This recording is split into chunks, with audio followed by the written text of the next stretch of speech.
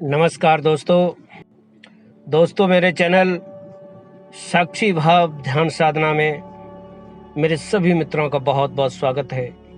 दोस्तों, मन के पार जाने के लिए मन पसंद का त्याग भाग 1 में मैंने आपसे बात करी थी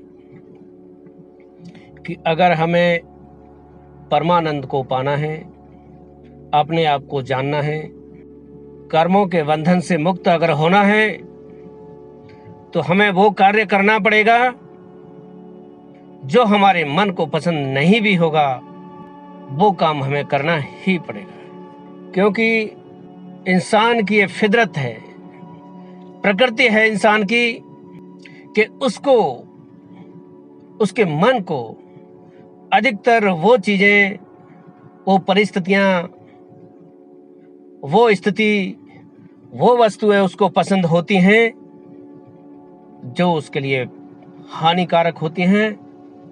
मैं कहूँगा कि बहुत ज़्यादा हानिकारक होती हैं। तो अगर आप परमानंद को पाना चाहते हो तो मन पसंद का त्याग करना पड़ेगा। सुबह ब्रह्म मुहूर्त में उठना मन को बिल्कुल अच्छा नहीं लगता है, लेकिन उठना पड़ेगा।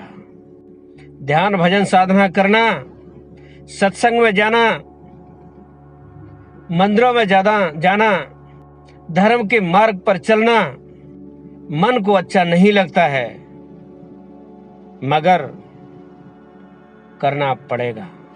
अगर इसकी आदत डाल ली जाए तो धीरे धीरे मन को अच्छा भी लगने लगता है और फिर उस रास्ते में चलने पर आपको बड़ा आनंद आएगा। तो पहली बात तो यह है कि अपने विवेक का इस्तेमाल करते हुए, अपनी बुद्धि का इस्तेमाल करते हुए ये समझने का प्रयास कीजिए कि वो कौन सा रास्ता है, कौन सा तरीका है जिसके द्वारा हम परमानंद को पा सकते हैं। उन सारी चीजों का अभ्यास करना शुरू कर दीजिए। जब आप शुरू करोगे, हो सकता है उस समय मन को अच्छा नहीं भी लगे, मगर जब करते जाओगे तो मन को अच्छा भी लगने लगेगा। और एक बार जब आपका मन उसमें लग जाएगा, फिर उसे करने में दिक्कत नहीं होगी।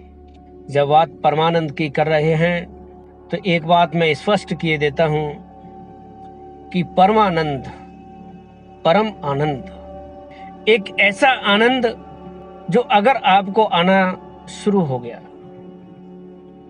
एक बार आप उस स्टेज पर पहुंच गए, उस स्थिति पर पहुंच गए कि जहां से आपको परम आनंद आना शुरू हो गया, तो वो ऐसा आनंद जो कभी नष्ट नहीं होता, कभी बंद नहीं होता, कभी खत्म नहीं होता। एक परम शांति की अवस्था, एक विशेष सुख की अवस्था, परम सुख की अवस्था होती है वो। और वो कब मिलेगी, उसको पाने का सिर्फ एक ही रास्ता है, क्योंकि वो एक ही जगह पर है, दूसरी उसकी कोई जगह है ही नहीं।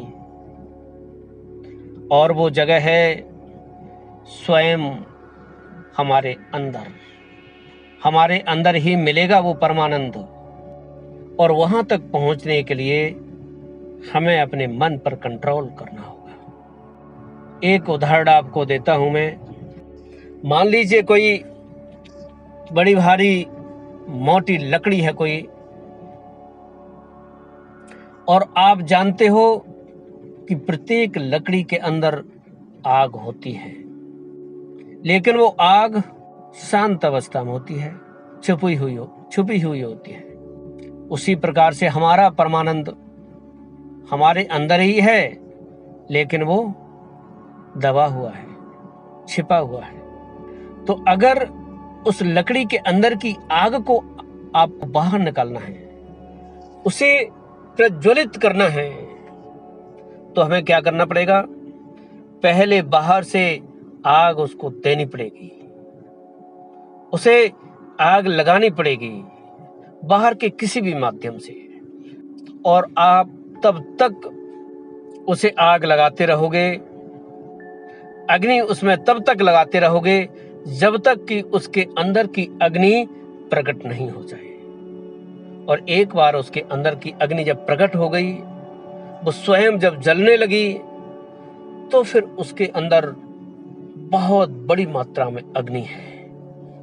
फिर आपके बाहर की अग्नि की कोई भी आवश्यकता उसको नहीं रहेगी।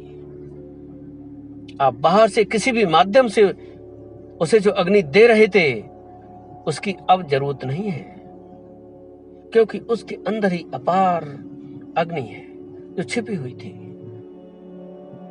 दोस्तों, मैं कहना चाहूंगा कि बाहर से जो आप अग्नि दे रहे थे वो गलत नहीं था, वो सही था, बल्कि वो आवश्यक था, क्योंकि बाहर की अग्नि दिए बिना अंदर की अग्नि को प्रकट नहीं किया जा सकता था। है दोस्तों, ठीक इसी प्रकार से हम इंद्रियों के द्वारा उनके जो भी विषय हैं, उनके द्वारा संसार से जो हम आनंद प्राप्त करते हैं, जो सुख प्राप्त करते हैं, वो बेकार नहीं है, वो खराब नहीं है। लेकिन ध्यान रखिएगा, वो सुख एक प्रारंभिक सुख है। वो सिर्फ आपको ये चेताने के लिए है, आपको ये बताने के लिए है कि सुख कुछ होता है, आनंद कुछ होता है। और उन बाहरी विषयों के द्वारा, इंद्रियों के द्वारा थोड़ा थोड़ा जब आप आनंद प्राप्त करते हो, सुख प्राप्त करते हो, तो वो एक रास्ता है अपने अंदर के परमानंद तक पहुंचने का।